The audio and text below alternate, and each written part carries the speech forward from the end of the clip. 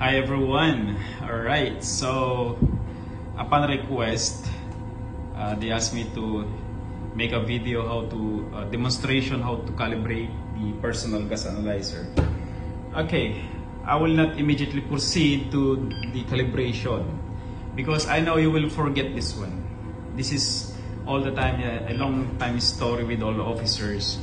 After or before vetting inspection, we just bother to care, but after that, finito la musika, we forget. That's reality. Reality talk. We forget things because why? We don't put into heart what we are learning. Alright?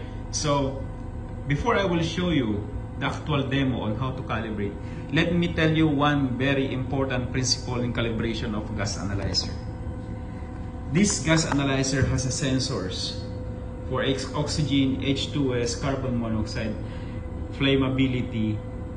It has inside on these small components here. Before you make span gas calibration, we follow the rule of linear calibration. From the word itself, linear, line.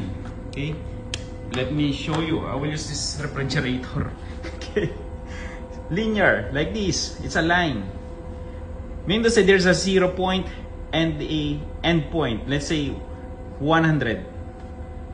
Before you can calibrate an equipment gas analyzer, let's say 50 ppm of carbon monoxide, before you can calibrate by span gas, make sure the sensors are all calibrated to 0. You have to reset to 0 to clear out all any abnormalities or any discrepancies, inaccuracies within the sensor.